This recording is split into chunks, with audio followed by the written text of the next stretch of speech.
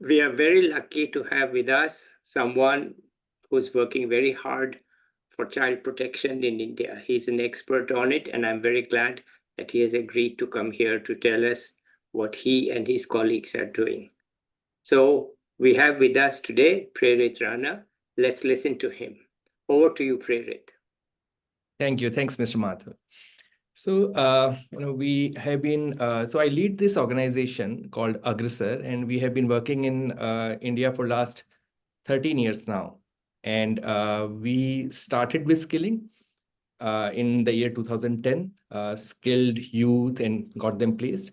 But within 2-3 years, we realized that if we have to really make India employable, we have to first focus on our government schools.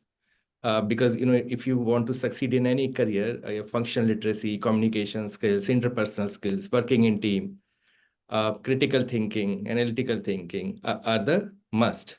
And you develop these skills when you are studying in a school and through parenting in your childhood.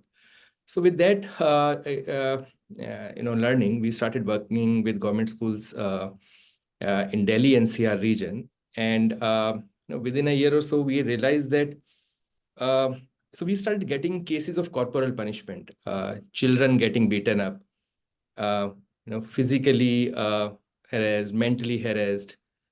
They are being spoken disparaging terms because the area we have been working in consists of people from different states. So they are the people from Bihar, Uttar Pradesh, West Bengal, Madhya Pradesh, Rajasthan, and they're working as laborers, street vendors, in factories as our housemates. And I'm talking about the children of these interstate migrant workers.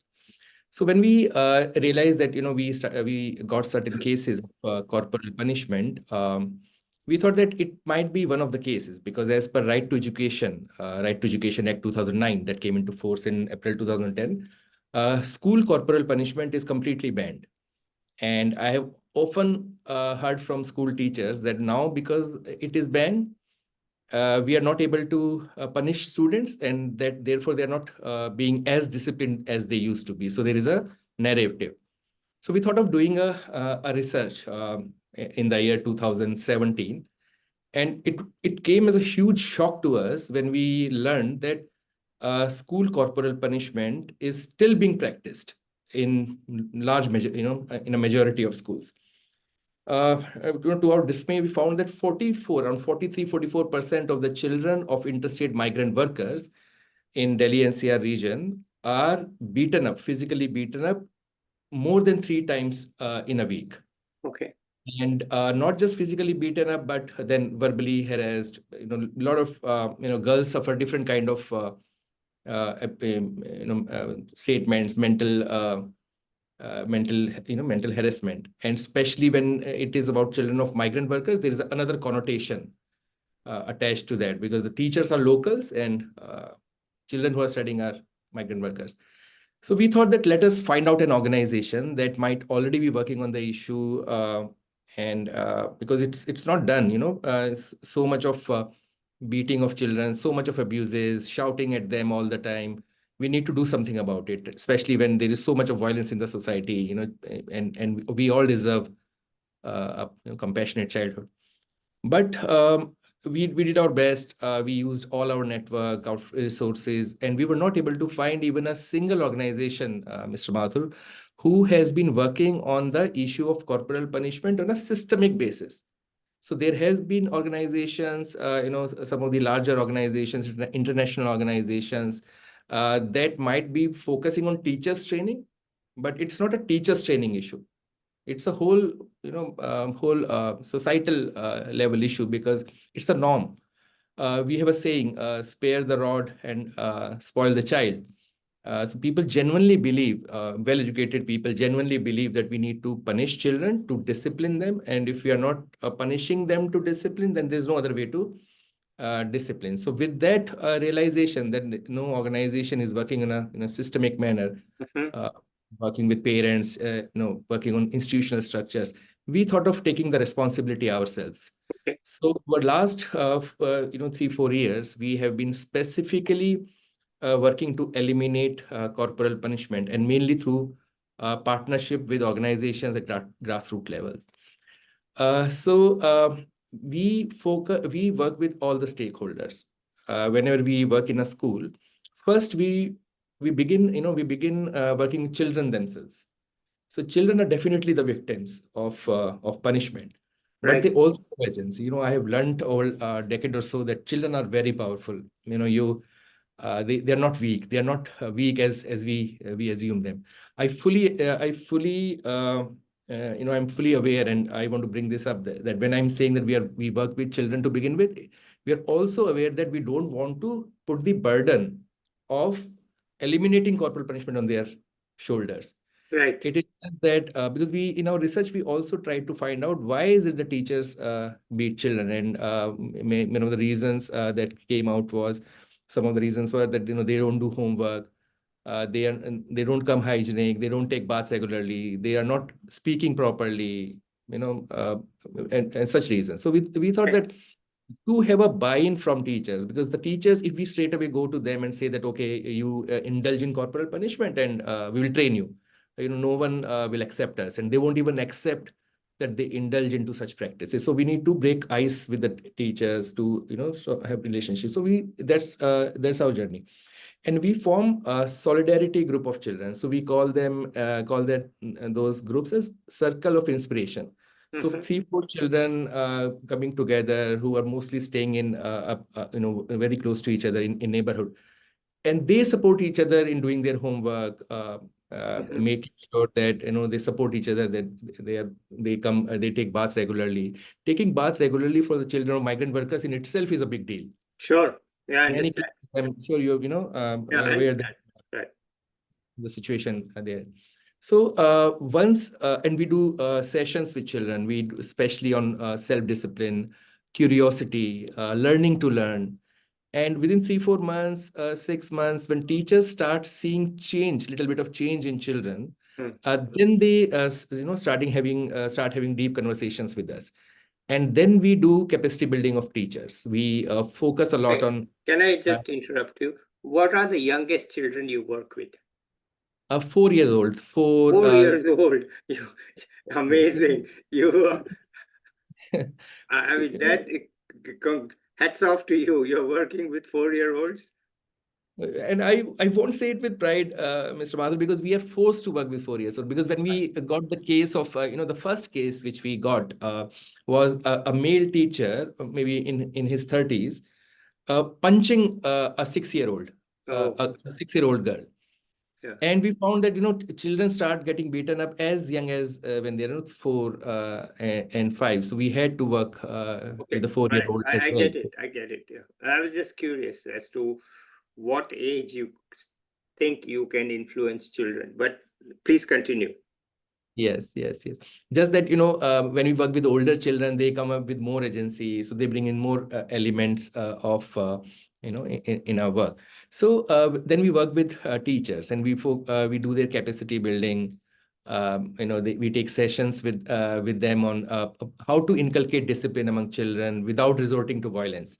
Like we often discuss about the meaning of discipline itself, because the word discipline comes from disciplina, disciple, Yeah. means learn. So Yeah. discipline can only be learned. Yeah. When it's forced, it's control. It's not even discipline. So children are not learning, and there have been many researches in this field.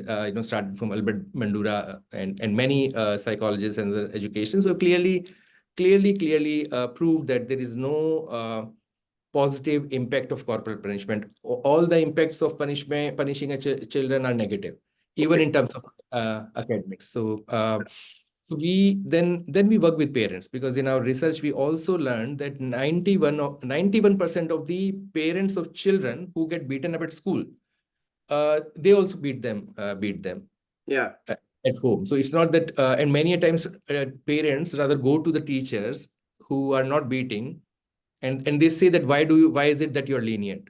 Yeah. You will not. So they demand for the punishment. Yeah.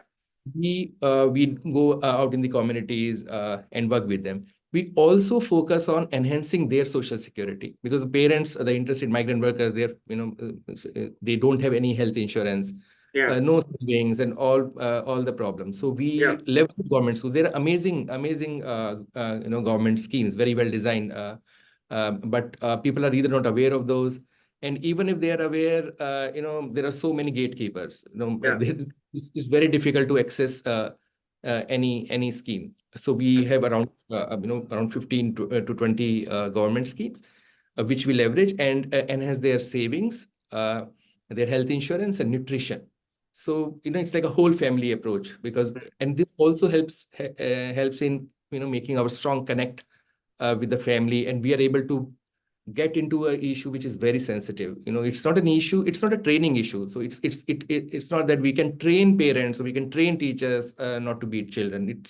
It's a more value based, more belief based. So we Mhm. need to take our relationship in various ways. Then we also work with the government. So NCPC, our National Commission for Protection of Child Rights, has clearly mandated all the schools to have corporal punishment monitoring cell, Yeah. which are to be formed by school management committees. But as of now, the situation is, I don't think there is even a single, CPMC existing in the country. And I'm saying it with a huge data set. So, Yeah. more anecdotal, experience based, not research based, but still. And we are in the process of setting up those CPMC. So that's whatever work we are doing, it get institutionalized. It's not dependent Right. on us being there. We plan to exit from one community within 3 years and move on uh, to the Right. next community. One thing, I also want to talk about the biggest challenge which we have been facing in this whole work. I was thinking that it is because of our lack of education. We comply to something as which is violence. Uh, but I have been listening to more and more people, very well educated, even really like very high government functionaries, my friends, from different fields. They often argue that corporal punishment is must. So, when we talk about health, nutrition, education, so there is no opposite argument. So no one says that children should not be healthy. No one Yeah. says that children should not get education. But here we have an opposing argument. And Mhm. uh, even in the field of child protection, violence, physical and mental violence against children takes a back seat. Right. So, there are issues like sexual harassment, and of course, we need to do a lot on those. We are a long way to go to be doing at least some bit on eliminating sexual violence against children. But corporal punishment is completely neglected. Work on corporal punishment is completely neglected. We have been so what we do is that we write a lot on the issue, and we always seek opportunities like how you have provided us in this conversation, so that we can talk about it.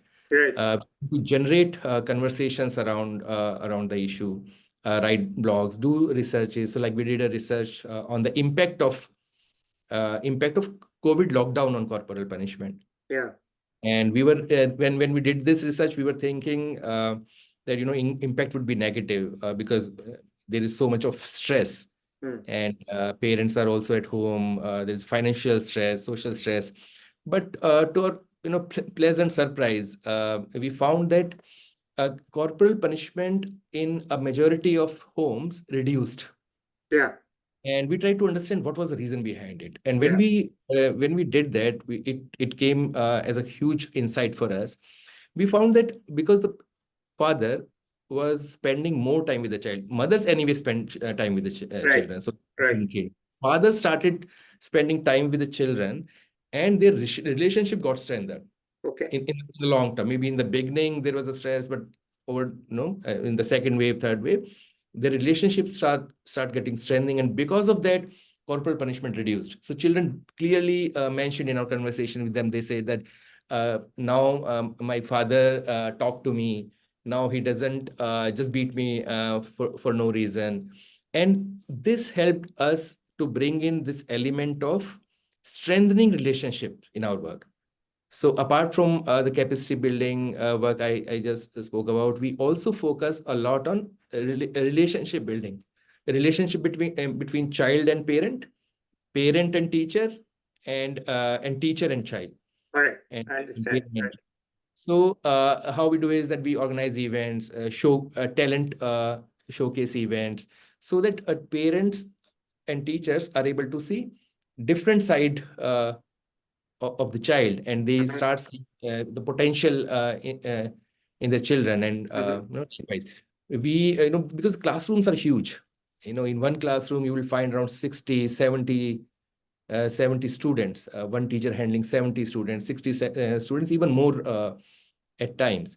So it is very hard for a teacher to develop a relationship with each and every child. So we take inputs from teachers themselves in our capacity building work, that how do you do that, where are the opportunities, apart from a classroom, do you see other opportunities wherein, mhm. or are you even mindful of that? I've also learned that our teachers, government school teachers, are highly capable. They Yeah. have undergone capacity building program. They have come through a merit based selection system, and they have put hard work in becoming teachers, and they go through regular capacity building programs. It is just that we are not mindful of the fact that we should not resort to violence. Okay. If we are not mindful that if we resort to violence, we are nurturing violence. Mhm. So the society is so violent. You go in the street, someone is honking, the other would stare at him. You go in corporate offices, even NGOs, and you will see that people are just not able to work with each other. There is subtle form of violence, if not overt. Where does it start? And we are very clear on the fact that the violence start in life of a person in the childhood, when she gets beaten up or Yeah. shouted at. So that's how violence propagates. So that's it. So this is how we have been working. And one ray of hope which we have been seeing of late is that, because when we used to go to different organizations and talk about our work, they didn't show much interest. Actually, we also did not have a very clear solution. We still Yeah. don't have a solution, but we are more confident of the response Mhm. to this issue now. So Yeah. now we go and approach any organization who might be working in with community on any issue, be it health, be it education. We are able to convince them much better than before. So because of that, there are a lot of organizations that have started partnering with us, Mhm. and we are hopeful that, and that's why we have started calling the whole work as quit corporal punishment movement. Okay. So how I see it is, like not that only aggressor or a few other organizations which are now young organizations which are now started coming up, not that only just one or two three organizations work on this issue, but many organizations start working on this issue. Yeah. Those who are already working with schools, with children, with or without our support. So if they know us, they're seeking our support, then that's how our whole program design is. But if they want to come up with their own solutions, own responses, so I will be very happy if that happens, to learn from them, to collaborate from them. So it's a whole movement which is needed to be created, instead of just a small program which exist as of as of now. Okay. Do you have any simple success stories you can share with us? There are many. So you know, so there was so I there was this school wherein there was this teacher who let me share the first one, the Yeah. first success because there are many which are coming to my mind. Yeah, sure. So, the school teacher, which I talked about, who punched that girl. So Yeah. that was the first case of corporal punishment we received. Yeah. I felt very angry. My daughter, my older daughter, was exactly at the same age as she was. So I got really perturbed and thought that it's not done, and I need to Yeah. complain, and I should give him back. And you Yeah. know, uh, I just but in the midway I realized that this may not work, because they have the teachers are very strong, they are authoritative figure. And it's not that we can just simply file a case against them and the problem can be solved. And there might be many more, other teachers. So I thought that how should I have a conversation with him? So I thought of having a heart-to-heart conversation. And I told him that, I told him that, have you seen a Kagaz ki Kashti, Yeah. a paper boat? And he said, yes. I said, what do you see when you see a paper boat? He said, then conversation went. And finally, it came to the point that, there is a hope. So when we have a paper boat, there is a hope that it will go far, but it's also very fragile. Yeah. It's very fresh. So such conversation, Yeah. when this conversation happened, Yeah. uh, this teacher opened up. Earlier, he was saying, no, I don't beat children. He didn't know that I already know that, Yeah. but he opened up. He said that, yes, I also, Prerit ji, I also, beat children at times. And he said that I don't want to do that. And slowly, when we start working on this, and because he also then became the first research, the children, the research which I'm talking about, his students. Within a few months, when we did a follow-up, research like midterm assessment, then most of the children shared that now he has changed. Yeah. Why I'm highlighting this success story is because this also this is the anchor of our whole program. Yeah. So now when we, and it's in our heart, it's not that I am putting it in an objective design, a scientific design, but when we see a teacher beating a child, we don't feel that we are against the teacher. No. We just have a realization. It's just the system is such that we have, as a society, have not learned to be living in a more peaceful manner and non-violent manner. So we all need to come together and build solutions. Other success stories, and it's is about the collectivization of children. Yeah. So when we give when we collectivize adults, it is very hard. They have their own egos. They get into all these verbal debates and arguments. But when it comes to children, even if they get into argument, they patch up quickly. Yeah. And they have so much of energy. Yeah. And because of their energy and positivity, our collectives, these small Yeah. collectives of children, are functioning so well that now, after a few months, we don't even need to be leading the collective. The children Yeah. themselves lead their own collective. They come up with their own ideas of projects which will they just take projects like they will goals of say within 1 month we'll achieve this, within 2-3 months we'll achieve this. So these kind of small goals Mm. they decide for them, so they find it a lot of fun, and improve.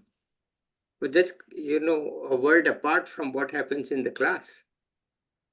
The classroom is so still, maybe no violence, but it's so formal, no chance for the children to be speaking or being independent. And yet, what you are saying is that you are making them independent thinkers, or giving them a chance to be not maybe thinkers, but independent creators, right? You just pointed out rightly. So if we have to just sum up the work which we are doing with children, it's exactly what you have said. Because self-discipline is about autonomy. Yeah. So if practicing autonomy, so more and more opportunities are given to children to practice autonomy, then they will become independent thinkers, and they will have self-discipline. It is very hard to do that in the classrooms. Yeah, that's what I'm saying, that you are Yes. creating a separate world. We have to It's not create. about corporal punishment. In the end, it's about creating independent creators. Yes. Yes? That is where we are moving, Mr. Matung. That is exactly where we are moving right now. So instead of so earlier, for 5 years back, we were focusing on positive disciplining and all the buzzwords, which are which are there, how to facilitation skills and all. But we realized that when there are 70 children in a classroom, how can you practice those skills, especially when the motivation is not as high as we assume when we do. Mm. So we realize we have to find out better solutions. Yeah. And one thing I'm very clear on is that we need to inculcate, we need to help children in their journey of inculcating learning to learn. Yeah. Even in my work, so I work with a lot of youngsters. So apart from working on eliminating corporal punishment, I, in my own individual capacity, I mentor youngsters who have fresh graduates or have done social work, working for 2 3 years. And I found that people who are able to distinguish, who are able to excel, are those who have a keen a keenness to learn. Mm. Because if they have keenness to learn, they will learn anything. Yeah. There's so many venues nowadays. Yeah. So we are focusing a lot that children inculcate curiosity. So if you're curious about learning, Mm. so I'm also reading a lot on enhancing curiosity, self-discipline, on autonomy. Okay. And I Wonderful. always look forward to, and I was also thinking that, after this conversation, I will again approach you and maybe, I take input from you on these Okay. facts. We'll talk after the recording. Yes, yes. I don't. All right. But anything else you want to add here?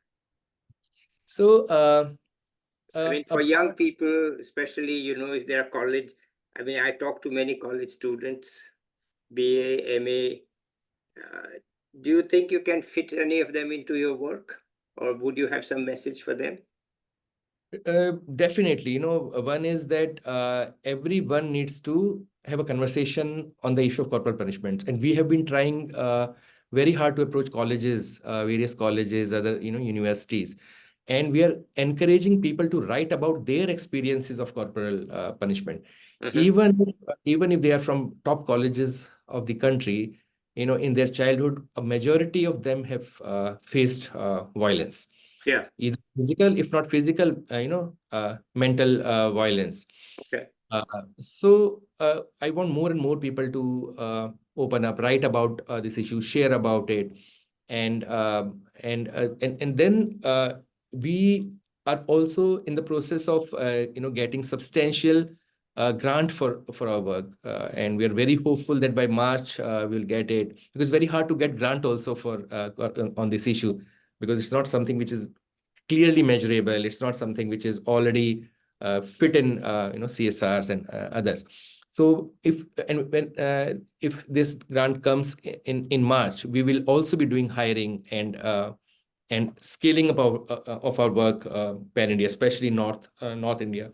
So during that phase, they can always look at it as a career option. We are already approaching Teach for India fellows, so that because they already have an experience of working with government schools, so that they can apply to Aggressor and work with us. And they can always volunteer. So a lot of volunteers have also worked with us on this issue, and that is how we have designed our whole program.